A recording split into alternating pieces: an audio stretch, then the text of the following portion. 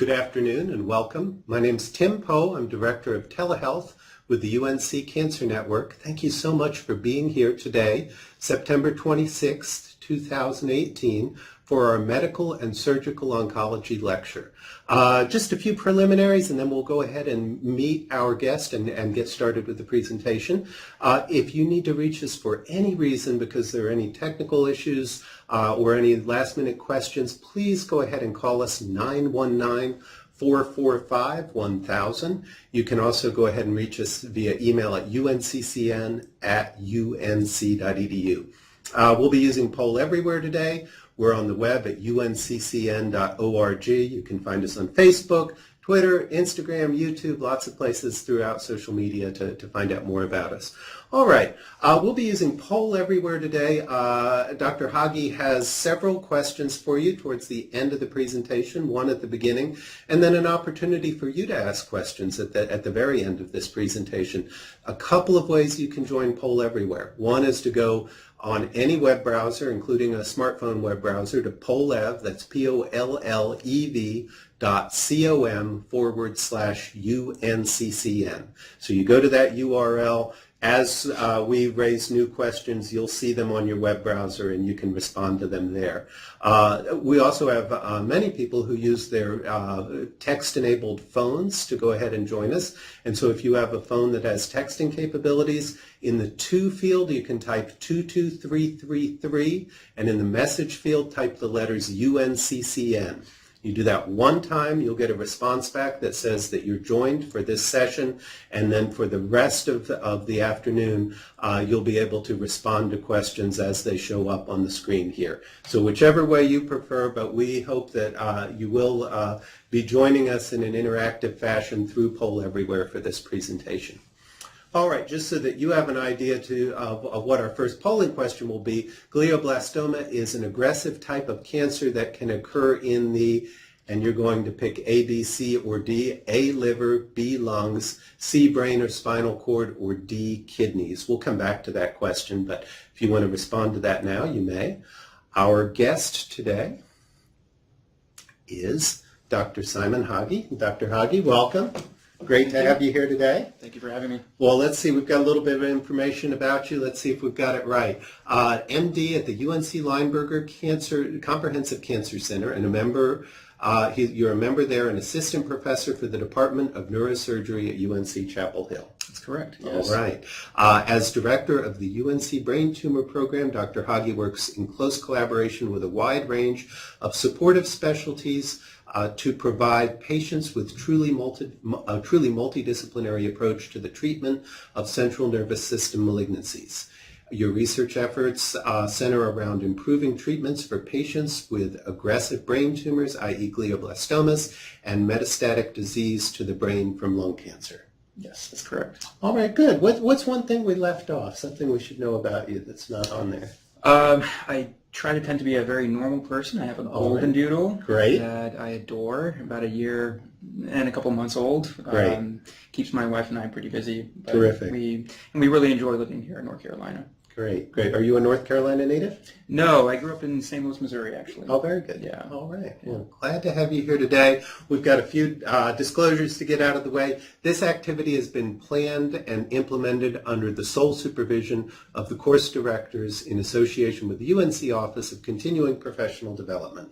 Dr. Thomas Shea consults for Spectrum Pharma and receives research support from Millennium, Otsuka, GSK, BMS, Novartis, and Seattle Genetics. Dr. James Coghill, MD, and CPD staff have no relevant financial relationships with commercial interests as defined by the ACCME. The speaker, Dr. Simon Khagi, MD, consults for Novocure, but is not compensated for that consultation. Yes, that's correct. All right. Let's see how they did with that poll. I see a definite trend here. Experts. All right, good deal. So we're right on target there with brain or spinal cord. And without further ado, tumor treating fields for glioblastoma. Dr. Khagi, let me pass the controls over to you. Thanks, Tim. All right, so thank you everybody for joining us this afternoon for this presentation on tumor treating fields for glioblastoma. As Tim mentioned, my name is Dr. Simon Khagi. I'm an assistant professor in the School of Medicine, Department of Medicine, Division of Hem-Onc, as well as a secondary appointment in neurosurgery. And I currently direct the UNC Brain Tumor Program and have been doing so since 2016 when I got here. So one of my interests, of course, is to improve the management of brain tumor care here at UNC, and in doing so, I also try to empathize and really try to stand in solidarity with my patients. So, in kind of a crazy idea that I had, I decided to shave my head, and this is what I used to look like here on screen, very professional. And basically, in order to raise money, to raise awareness for this disease, during this 5K that we have yearly, I decided to, again, like I said, shave my head, but it would be done so by the team that raised the most amount of money. We had a team that raised almost $25,000, and that I thought was probably enough to let them shave my head. So they picked a reputable barbershop, got me in a chair, shaved my head. I had a little bit of media coverage at this event, and it really made for a truly memorable experience. This is the team that raised the most amount of money. Furthermore, I actually put on the Optune device. I see a lot of my patients wearing it. I make these recommendations almost every day, but I have absolutely no idea what they're going through. So I, in addition to removing my hair, I had a patient of mine, you can see here, actually applying the device here with her backpack to my head, and I had, you can barely see it here, but I had the backpack on, and I did run this 5K that day as well. So it was a truly amazing experience overall. So in addition to seeing patients here, part of my job is to educate them, their families, as well as the people I work with on on glioblastoma. And during this lecture, there's going to be a few key takeaways that I'd like everyone to understand, as well as some learning objectives that we'll have a few questions about later on in the talk. But glioma management, which is sort of the umbrella term which glioblastoma falls under, is a very extensive field. It's comprised of many diseases besides the most common ones that we may all know, such as GBM, diffuse astros, oligodendrogliomas, but there's a smattering of other types which we won't get into. But GBM, of all of those, remains the most difficult to treat. The STU protocol, which really came about in 2005, the sort of one-size-fits-all model for the treatment of these high-grade gliomas, is certainly being challenged, and rightly so. We have here the recent approval of Tumor Treating Fields, otherwise known as Optune, for the treatment of glioblastoma in addition to standard of care chemotherapy, and that's certainly a takeaway I think we should all take back with us after this lecture. It is now a Category 1 NCCN recommendation. And that being said, it should be considered a standard of care in newly diagnosed glioblastoma. Some of the learning objectives, we're going to discuss the outcomes and treatment strategies for GBM prior to TT field introduction. We're also going to talk about the mechanisms and the research surrounding TTFs and what led to its approval. And we'll also describe sort of the evolving role of TTFs in the setting of GBM, both for newly diagnosed and recurrent disease. So just a broad overview, what is neuro-oncology, sort of what do I do? I'm actually a medical oncologist with neuro-oncology training, and within sort of my specialty, a lot of my focus is really on the primary CNS tumors and metastatic disease. My neurology-trained colleagues who go through neuro-oncology fellowship also may focus on perineoplastic syndromes related to cancer, neurologic complications of cancer therapy, but being an oncologist, I stick to the cancer aspect of it all. And sort of moving down the line here, you can see here that our talk is really going to be focusing on the high-grade gliomas. really quick epidemiology here, but between 2010 and 2014, we've had about 370,000 primary brain tumors diagnosed in the United States. Sounds like a pretty big number, but within a single year, you may have 250,000 breast cancer patients diagnosed per year. So it is still a smaller, less frequent cancer, which is probably a good thing, and of which 30%, about 31%, are malignant within that time span between 2010 and 2014, and even a smaller proportion of that are these malignant gliomas and glioblastoma. Unfortunately, glioblastoma is actually the most frequent type of malignant brain tumor in this category. And as far as the incidence, as far geographically, sort of above the Mason-Dixon line, you have a little bit higher incidence of this disease than below. Some of this might be related to the fact that there are slightly more minority populations in the South from Hispanic origins, African Americans, which do tend to get less primary brain tumors. And here we have sort of the incidence between males and females. This is a somewhat, has a higher predominance in males, GBM specifically, but more broadly, almost all gliomas. And between Caucasians and African Americans, this has a high predominance, almost a 2-to-1 predominance in Caucasians. The exceptions are meningiomas and tumors of the pituitary. There's a slightly higher incidence in African Americans. By age group, we see here that the incidence does go up with age, significantly more so in the meningiomas, which is the more non-malignant type of brain tumor. But the GBMs also have this tendency to increase with age and kind of level out after age 65.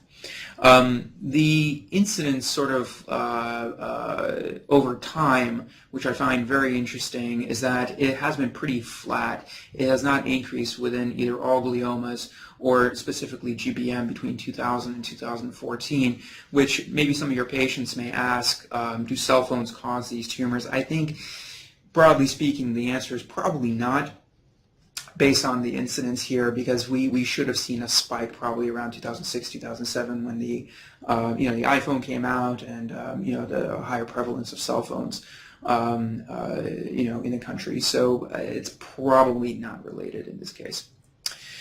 So a little histopathology. We have here the origins of gliomas. Specifically, if we want to discuss GBM, we talk about astrocytes, which are basically cells that make up the architectural components of the brain. They don't necessarily send and store information, but mainly surveil and maintain the scaffold of the brain. You have the grade 1s, pilocytic, primarily in children, the grade 2s, diffuse astro, which is going to be primarily in somewhat of a younger population, the grade 3s, which you see a transformation from grade 2 and grade 3, is somewhat of a continuum, and that eventually ends in a grade 4 glioblastoma. The ones that go from a grade 2 or a grade 3 and turn into a GBM, we call those secondary glioblastomas, or transformed glioblastomas. Patients that develop a glioblastoma sort of out of nowhere without a predisposing lower grade tumor, we call those primary or de novo glioblastomas. So the characteristic appearance, and the reason why it's in quotations, is because there isn't a characteristic appearance of a glioblastoma. This is, what the textbook might show you, a very nice, diffuse, heterogeneously enhancing, essentially necrotic, cystic-looking butterfly lesion. However, these tumors can be anywhere within the brain, within the cortex, deeper within the brain, involving the thalamus and even brainstem, and traveling down the spinal cord. They can even be non-enhancing. About 30% of high-grade gliomas do not necessarily have to enhance on MRI. That's why it's so important to get a biopsy or even a full resection if you can. And sort of the histopathology here, you can see more or less a classic pseudopallisating necrosis, cellular atypia, and a proliferation which is quite high, and microvascular architecture suggesting a very aggressive lesion under the microscope. So some of the molecular markers are also very important to consider when treating glioblastoma. In this case, MGMT has been very well known to portend a predictive value to response to alkylating agents such as temozolomide. You can see here in the companion paper to STOOP by Khagi, published at the same time, you have patients that are MGMT methylated clearly surviving much longer than MGMT unmethylated patients. And when they looked at patients who had radiation combined with chemotherapy versus those that had radiation alone, the methylated group did do a lot better in the combination therapy arm. You can see here with this line here. But really, all of the methylated groups did better than the unmethylated groups. That is not to say that we should not use temozolomide in the setting of unmethylated patients. They still do derive a synergistic benefit of radiation and chemotherapy. Sort of the background, the mechanism behind the MGMT and why we talk about it. MGMT, actually what we're looking for in terms of the methylation status is actually whether the promoter for the gene product is methylated or not. It's not necessarily the gene itself, it's the promoter of that gene. So if it is epigenetically silenced, you have downregulation of this DNA repair mechanism, which in this case would repair this methyl group here that's being formed from alkylating agents back to its normal oxygen here on that guanine residue of DNA. We essentially develop these ways of fixing our DNA because of intrinsic exposure to carcinogens such as UV radiation, and MGMT certainly isn't the only DNA repair mechanism. ATR, ATM, PARP are all sort of part of that process of repairing DNA. Another really important biomarker, molecular marker rather, in gliomas is the IDH mutation. It is now mandated by the WHO in its 2016 edition that IDH needs to be a part of your diagnosis for glioblastomas, or really any particular type of brain tumor, because it really is a truncal mutation that defines lower grades and are absent in the primary GBMs, or rather de novo GBMs. However, if you do see GBMs that have an IDH mutation, you can be very certain that even if the patient did not have an antecedent low grade, it most likely evolved from that low grade. So GBM with IDH mutations are likely transformed GBMs from low-grade tumors. And what is IDH and how it plays a role? Really quickly, going over this, you may remember the Krebs cycle, which we all loved in medical school. But basically, normal IDH takes isocitrate from citrate and converts it to alpha-ketoglutarate. However, a mutated IDH1 or an IDH2 protein further takes that alpha-ketoglutarate and converts it to 2-hydroxyglutarate, which acts as a kind of a global oncometabolite, which in turn is hypermethylating and silences a lot of genes, tumor suppressor genes as well as oncogenes. So more or less you have a low-grade tumor that is slow-growing and I wouldn't say necessarily indolent, but it's much slower growing than an IDH wild-type tumor that doesn't have this oncometabolite 2-HD to kind of tamper down the entire process, and will likely grow a lot faster and more aggressively. So it is very important prognostically, not so much as predictively at this point, in the diagnosis of GBM. And here we see that IDH mutated tumors have a much longer survival than those that are wild type, both in the grade 3 anaplastics and the glioblastoma.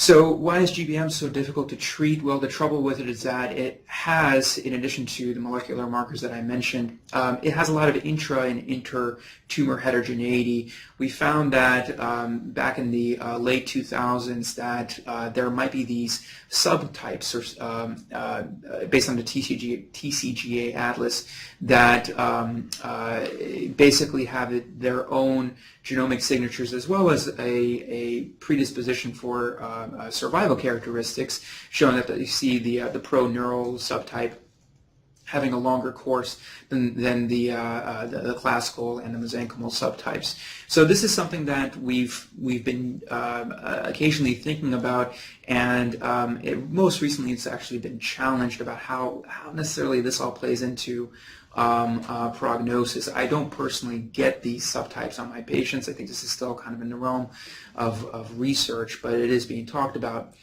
And this is just a heat map and kind of a schematic of how these subtypes evolve, basically gaining mutations one step of the way, and then eventually differentiating based on certain genomic signatures.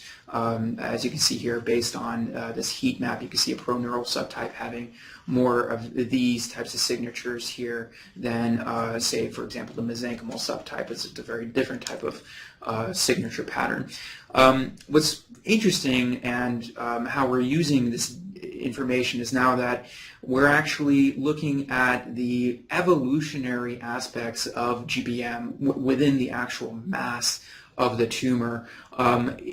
Here, and I'm not going to go too deep into this, but you can see here what PN stands for is the perinuclear zone, CL stands for more the central zone, or sorry, CT, sorry, it's more the central zone, and then the PNZ is the perinecrotic zone. Each of these zones seems to have its own molecular signature that corresponds to the proneural subtypes, the neural subtypes, the classical subtypes, and the mesenchymal subtypes. So you actually have these 4 subtypes within a single tumor that tend to evolve based on the stressors that we put on it, which is incredibly fascinating and was described by Pradu just most recently in an article in neuro-oncology. It's a very elegant paper if you have time to read it, but basically it describes sort of this intratumoral evolution based on the location of each cell and how each cell can actually switch to a different molecular subtype based on sort of the evolutionary stressors. So this is sort of the disease that we're dealing with. This is the animal that we, that constantly changes in order to acclimate to its environment. And from an immuno-oncology standpoint, checkpoint inhibition in particular has not really worked out very well because the neoepitope, sort of neoantigen load or tumor mutation load, whatever definition you want to use, has not really shown that that it hasn't been that high in glioblastoma because, again, it's not a carcinogen-driven malignancy unlike melanoma with UV radiation and lung squamous and lung adeno with cigarette smoking. So you have a very, very sort of immunologically cold landscape in glioblastoma. So the checkpoint inhibitors have been resoundingly unimpressive, unfortunately, at this point. Now, combining them with a virus or CAR T cells or something else down the road may hold more promise. So first things first, as far as treatment goes, we have surgery. So we do the best we can. Of course, a gross total resection, getting out 90 or above percent of enhancing disease is going to improve your survival in these patients. But we know that we can't get everything out because of how diffuse these malignancies can be. 5-ALA was just recently approved by the FDA to sort of color the tumor so we can see it better under fluoroscopic light. At a particular wavelength. I'm not going to get too much into detail, but basically 5-ALA is a byproduct of the porphyrin pathway in heme synthesis. So the tumor takes it up, and under certain light, you're actually able to see the tumor a lot better and have a more extensive resection. You can see that the progression-free survival based on the completeness of surgery does increase over time, so it's great that we can increase our progression-free survival. However, overall survival doesn't seem to be affected all that much, again, because it's not a surgical disease. This is a disease where we do need systemic therapy following resection. The STU protocols you may be all familiar with. We have radiation combined with temozolomide, and that did show a survival advantage, however pretty insignificant compared to other cancers. I mean, we were ecstatic that we got 2.5 months from this regimen, and it is something that has been in place since 2005. So that brings us to what's been going on most recently and why we're excited about alternating electric tumor treating fields, otherwise known as Optune. This is an example of actually an actor wearing the device on their scalp. The scalp needs to be shaved. These things are called arrays. These little ceramic discs have electrical leads that come off of them and plug into a battery pack. These are mobile, portable batteries that can be recharged at home. And patients have to wear this at least 18 hours a day. So why are we talking about this for the treatment of glioblastoma? Well, the hypothesis is that glioblastoma, as it tries to divide or really any malignant cell as it goes through division, has to do what normal cells do, which is line up its DNA, build a microtubule, a cytoskeletal structure, and more or less divide its DNA to one daughter cell and the other daughter cell, as well as divide up its organelle structure and other aspects of the cell.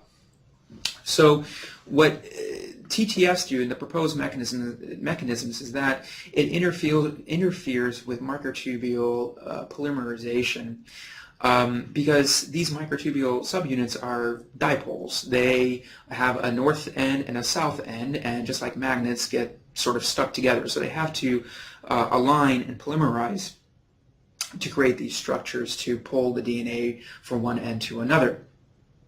When you introduce an electrical field, these little blue lines are an electrical field, it arrests these little microtubule subunits and their dipoles into just a singular direction. So they can't assemble the microtubule spindle complex and therefore cannot divide up the DNA appropriately. So that leads to apoptosis. And also there's this, as I mentioned, this abnormal segregation of chromosomes, but also an abnormal segregation of organelles. Preclinical data that suggested that this might be efficacious was, you can see here with electron micrographs, TTFs when applied to these cell lines known as LN18 and ZH161. You can see that TTFs induce autophagosomes as well as mitochondrial disruption as indicated by these arrows. The positive control here is staurosporin, so it kind of has a similar effect on these cells. It also is very much a frequency-dependent manner, so these TTFs work at a certain frequency. Too low a frequency, clearly the cells will continue to grow. Too high a frequency, it won't affect the cells enough. So therefore, glioblastoma cells have actually been determined to work at a frequency, to be effective, at a frequency of 150 kilohertz. And this is just a graphical representation of actually multiple cell lines. These are lung, melanoma, and GBM cell lines.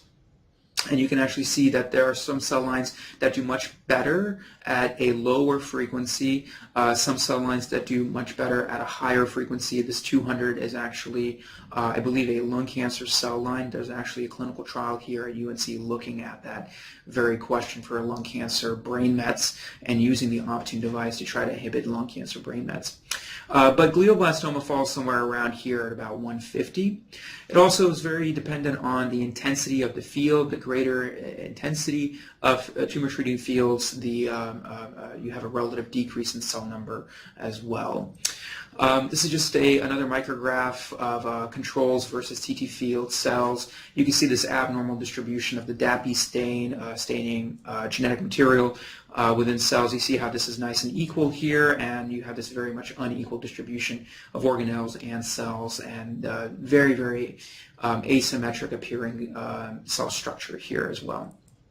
So you can actually use a targeting system to map out your arrays on a patient's head, so you can become certified in it, and it's almost like a radiation oncologist mapping out and it's their treatment fields for their radiation. You can do the same thing using this Novital system.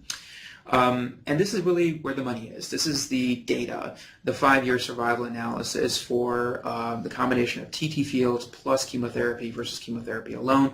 This study was started, I believe, in 2013, 2012, known as EF14. This is the progression-free survival analysis. You can see a very nice split and a difference of 11.2 months PFS versus 7.8 months PFS in the chemotherapy alone arm. And this is the OS at 5 years, and you see that the OS is basically 21 months versus 16 months in the chemotherapy alone arm. If you recall, the Stoop paper was 2.5 months, and we made a big deal about that. This is double that, which is very, very impressive. You have 43% of patients at 2 years that are still alive, which is a great number to go for when it comes to GBM, and versus 31% in the control arm. This is long-term survival rates at 1 year, 2, 3, 4, and 5 years. You see that in the TTF plus chemotherapy arm, you see that there is an increase. And what's most striking is that this 5% here is actually what's pretty much quoted across the board prior to TTFs.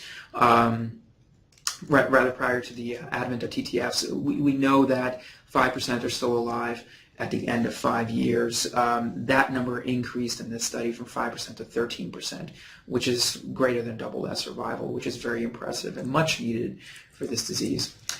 This is a subgroup analysis of 5 years. You have your methylated patients benefiting from it, your unmethylated patients certainly benefiting from it, patients that got a gross total all the way up to a biopsy benefiting from it. You have your older population, greater than 65, which has been classically difficult to treat, also benefiting from it. Your performance status, less than 80 KPS, in this case about an ECOG 1 or nearing 2, also benefiting from it, and males and females also didn't have a difference in terms of benefit. This is survival by compliance. Now, we talked about the 18-hour per day compliance. It's very important that these patients try to maintain that, and that's about 75% of your day and averaged out over a month. It can be quite a bit. So you have about 25 days that you have to wear it out of a month with 3 days off. So you try to kind of spread that 3 days around. At least this is what I tell my patients. But it says in those patients that did comply with that 75% cutoff, they did have a survival advantage in those individuals that did not. However, even those individuals that were as low as 60% did have a benefit to wearing the device concurrent with their chemotherapy. And clearly the ones that did get the most benefit are those individuals that had a 90% or above compliance with the device. This is functional scale, so a lot of questions that I get are on quality of life and what do those metrics look like. These are fairly established quality of life metrics and questionnaires that we use all the time in oncology, and it looks like it's about the same throughout.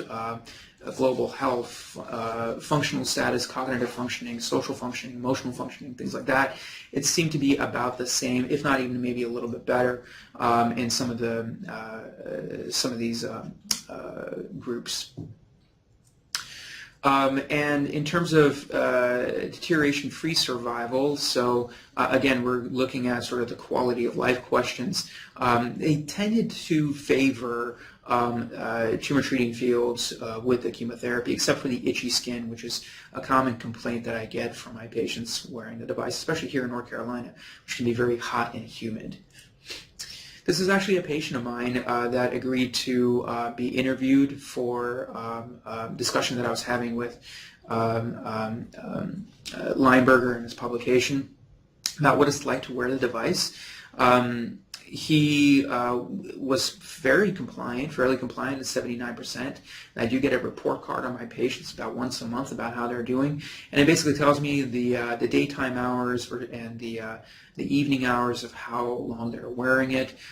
You can see here that he did take breaks. He did take it off throughout the month to clean the scalp, shave the skin, look for any kind of dermatological issues, and would put it back on. And speaking of that, really the main side effect is skin toxicity, and in this case it's more so the dermatitis. But dermatitis can evolve, and it can evolve to erosions, folliculitis, pustules, and overt ulcerations. And these are some of the potential causes. So chemical irritation from the hydrogel, which is a very similar compound to the EKG hydrogel that patients use when they get their EKGs. The rubbing alcohol that occasionally can irritate the skin if it's used quite a bit to kind of clean up the scalp between the array changes. Tearing the arrays off too quickly can damage the skin just like a Band-Aid could. And honestly, just basically letting all of these issues kind of snowball into frank ulcerations and infections, and skin infections like cellulitis and folliculitis. All of this is actually very much preventable. It's all about making sure that you're washing the patient, make sure that family members are able to inspect the scalp before reapplying the arrays. So managing skin toxicity also very important. It can be as simple as lotions for some of the very mild skin redness and dermatitis, to using a medium potency steroid such as clobetasol, applied twice a day, once or twice a day really, to the scalp, to kind of manage the local inflammatory response. And for those areas that have infection, you will have to discontinue the arrays, let things kind of heal up. Use perhaps a topical antibiotic, such as a triple antibiotic, or maybe even sometimes an oral antibiotic if you're dealing with things like folliculitis. Sorry about that. So clearly it's very patient dependent, but really just making sure that they have close monitoring and just careful observation, and giving them a little bit of time off the arrays can prevent a lot of these problems in the future. So what do we do at recurrence? So we've established that we can use TT fields for newly diagnosed disease based on the EF14 data, but what do we do at recurrence with this device? So just a little bit of background on recurrence. You see that as a function of performance status, those individuals that have a better performance status in ECOG of 0 or 1 do a lot better than those individuals with an ECOG of 2. This is kind of a no-brainer here. So you're looking at 10 versus 4 months in these patients at recurrence. Neurological deficits obviously play into it, so people without any neurological deficits do a lot better than those individuals that do have neurological deficits. Tumor location, a frontal lobe tumor typically does do better because it could be resected again, it could be irradiated potentially, and it may not cause the overwhelming mass effect as those tumors that are deeper within the brain and are closer to more eloquent structures such as speech centers and the brainstem. So at disease recurrence, it's truly a kind of a wild west when it comes to treatment. There are no standard treatments. We go between re-challenging with temozolomide, this metronomic schedule, using Avastin, and that's a discussion all its own in terms of its evolving role. Lomustine, which is an old, fairly toxic chemotherapy, irinotecan, carbo, etoposide, even gliadel wafers have been looked at in a recurrent setting. Optune, which we'll discuss in a little bit about its role, or a combination of any of these interventions, including the Optune device, but really what's preferred is a clinical trial. So the scenario we have here is a patient that starts TT fields with its maintenance temozolomide just per the EF14 trial, and then progresses. So what do we do then? Is there a benefit for continuing TT fields at first progression? Well, there might be a signal of benefit based on this study. This is actually a post hoc analysis that was recently published more or less as an abstract, and I'm hoping to see more mature data as we continue to analyze it. But basically, this is the post hoc analysis of EF14, and it's those individuals they looked at who progressed on TT fields plus chemo versus chemo alone, and what those patients got later on. So this wasn't part of the study necessarily. They were all part of the intention to treat analysis, but they took those patients and looked at how well did they do when they kept TT fields on and added a different chemotherapy or used a different modality versus those individuals that either went off the TT fields or just went on chemotherapy and stayed on chemotherapy. And you can see here that there were two groups. Again, this is all post hoc. This isn't the intent of the study, but it's interesting because, again, as I stated, it might give a signal in terms of which direction this is going. But pretty well balanced groups in terms of what they got after at first progression for their glioblastoma. You can see here pretty non-significant changes there. And they looked at sort of the Kaplan-Meiers and see how patients did over time, and you can see that more or less there was a trend towards a survival benefit for the patients that may have continued TT fields later on, combined with some sort of different cytotoxic chemotherapy. So it's a signal. I don't think it's certainly conclusive that we should be doing this, but it's something that we should be exploring, perhaps prospectively in the future.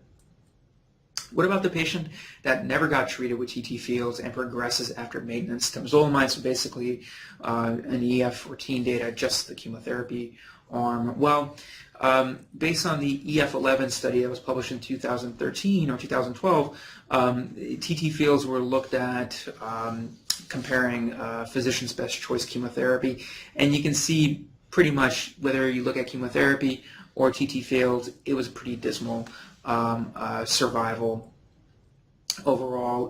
Potentially a signal here for TT field benefit, just like we saw here.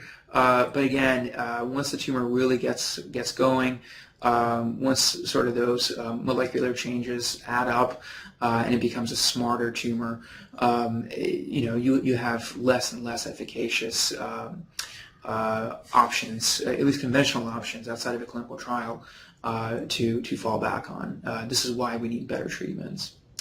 So with that being said, we have a few questions for you, and I'll read them out. So we have a 59-year-old male who presents with seizures. MRI reveals a right temporal lobe lesion. The patient undergoes a craniotomy, which reveals a glioblastoma on path. Which molecular marker or markers have been shown to predict for a favorable response to chemotherapy? So I'll give you guys some time.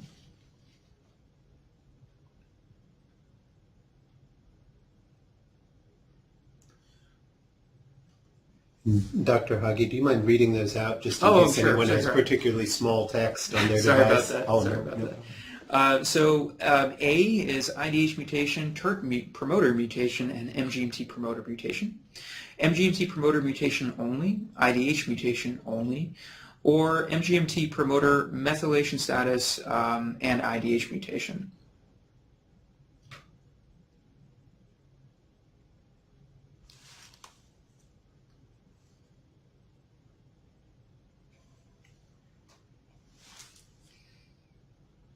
All right, we definitely have a trend. How are they doing? Not that great. Oh.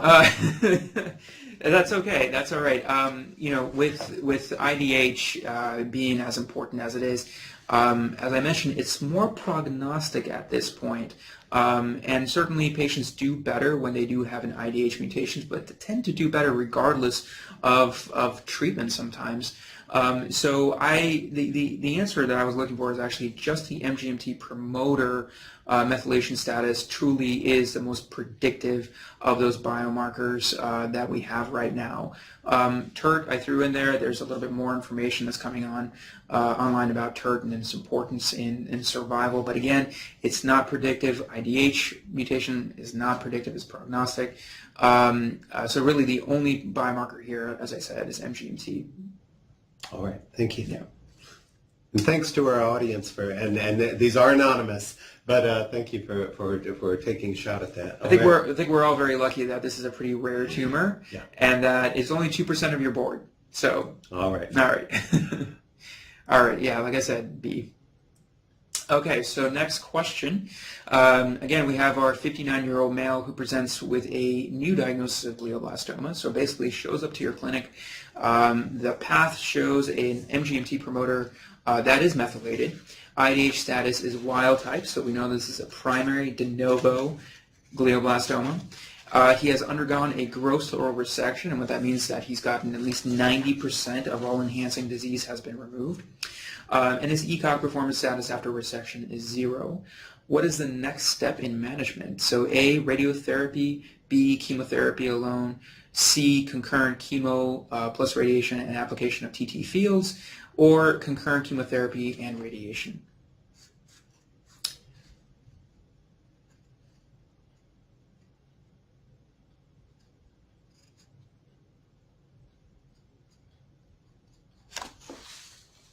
And while we're waiting, we do want to thank all of you for participating in these polls, and it's great to see the numbers moving back and forth and see so many people going ahead and trying to get that correct answer.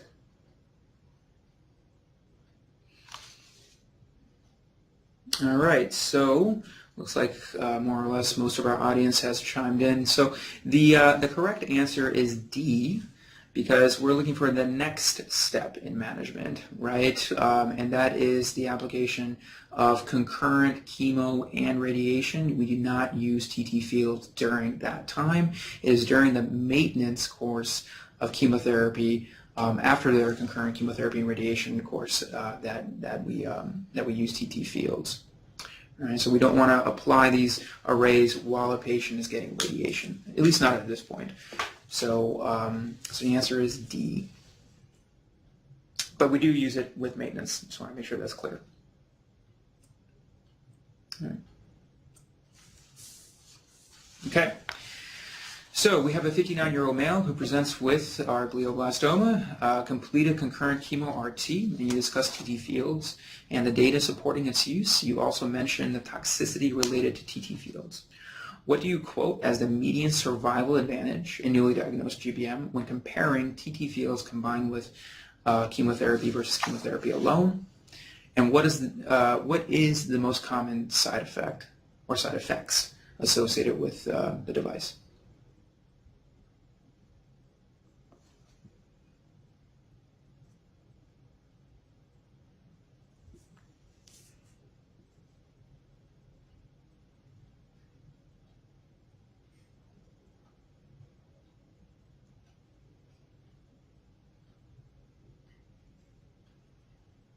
Okay. All right. You guys did a lot better here. 85% said C, approximately 5 months, and the toxicity I was looking for was dermatitis, the most common one. So very good, very, very good. The other ones, those are basically made up.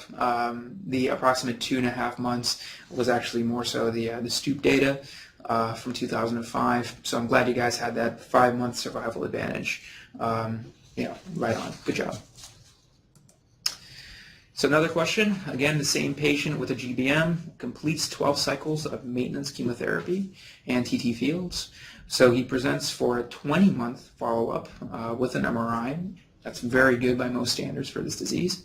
But unfortunately, his MRI reveals progression of disease localized to the right temporal lobe, so where his original tumor was. What is your preferred recommendation? So starting metronomic temozolomide and reinitiation of TT fields. Start bevacizumab, start lomustine and bevacizumab, or a clinical trial.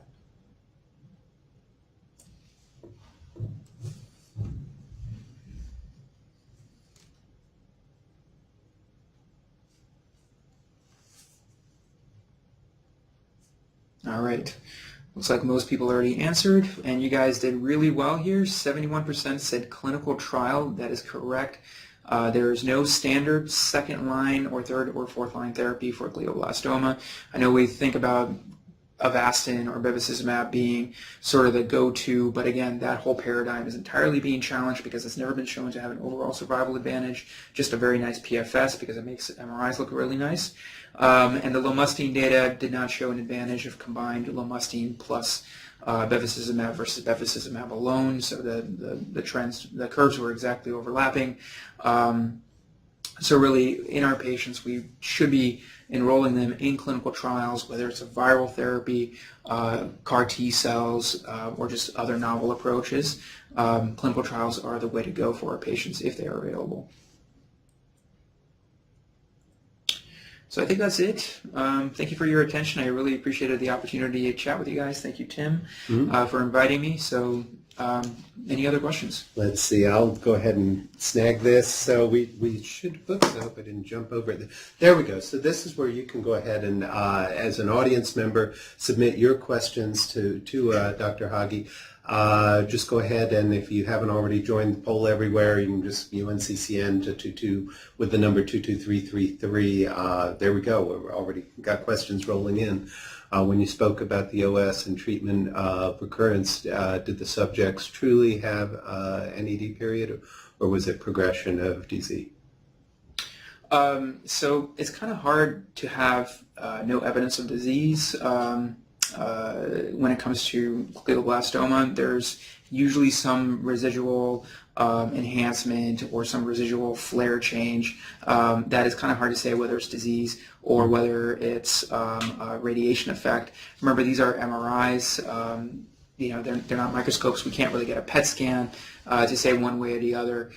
So at the time of progression in many of these patients, we do use criteria. One of these criteria is called RANO, radiographic assessment in neuro-oncology. We can also use physical criteria, but if the patient's KPS is dropping, they're more symptomatic, they're having more seizures, more headaches, and MRI suggest increase in enhancing disease, increase in flare, for example, new areas of disease, then those are all considered pretty much progression of disease. So that's how I would measure it. And then there's another question. Why do you think patients progress while on TT treatment? Do the tumors become resistant? How? That is an excellent question.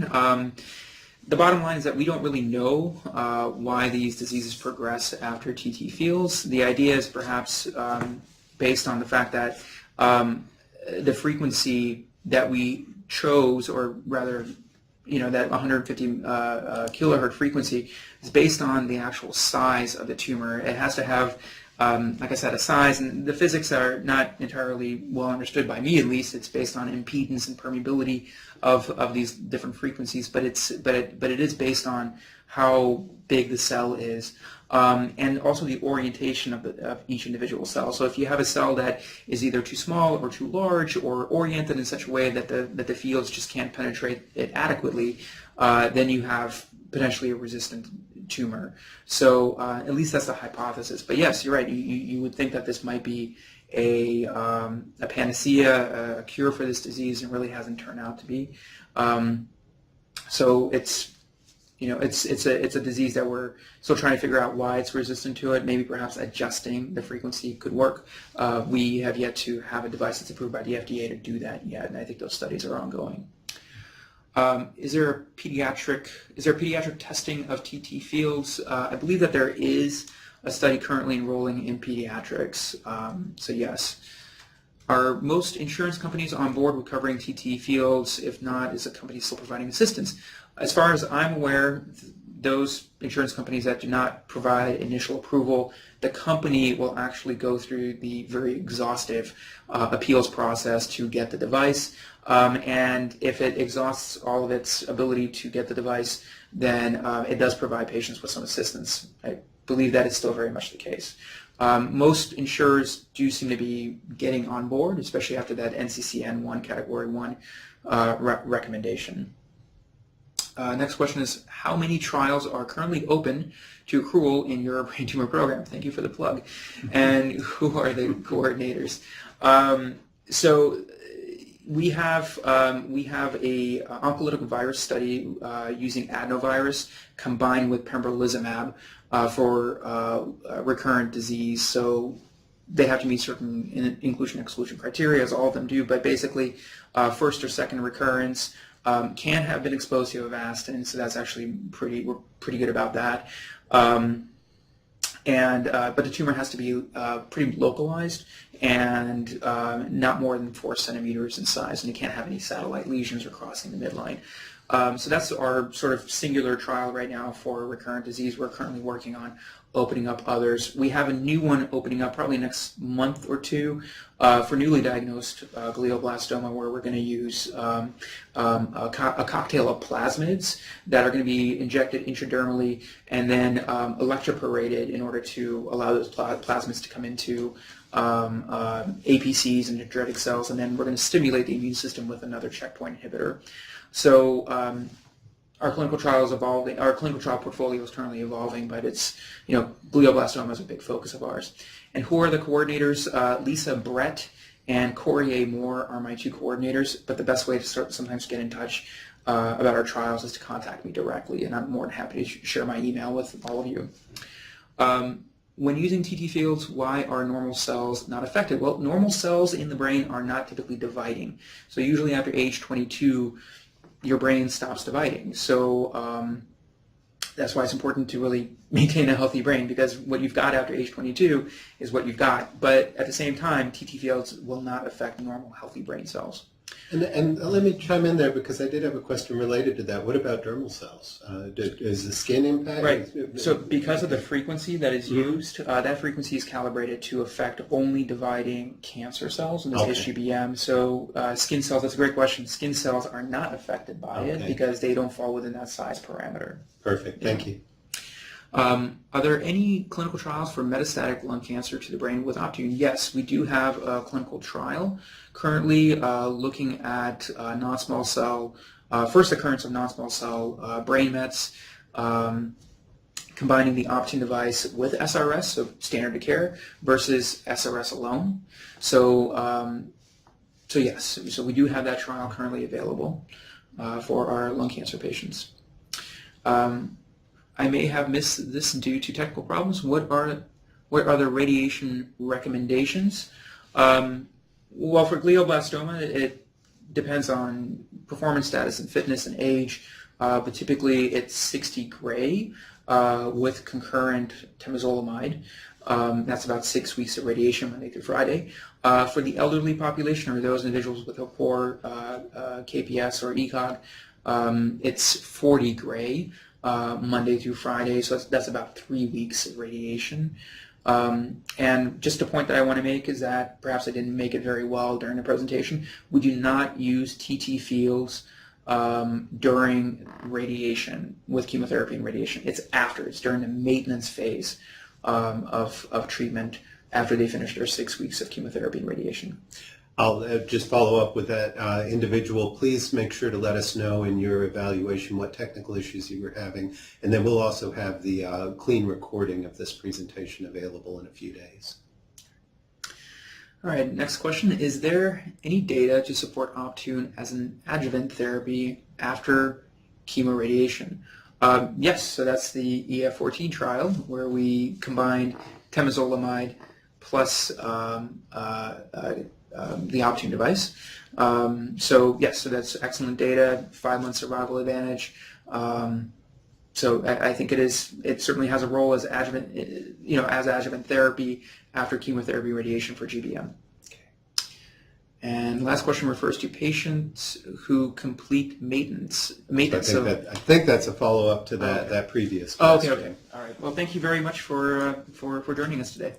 All right, a few things to go over. Let me just wrap up by saying thank you to the generous support from the North Carolina Legislature for the University Cancer Research Fund and the UNC Lineberger Comprehensive Cancer Center. We want to thank Mary King, Veneranda Obore, and John Powell for all the work that they do to make each and every one of these presentations possible.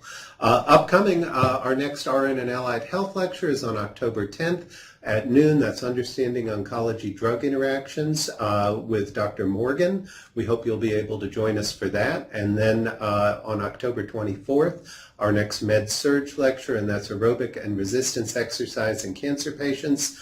methods and benefits, and that's with Dr. Bottiglini and Dr. Wood. Those both promise to be great lectures, so we hope that you'll be able to be here for those.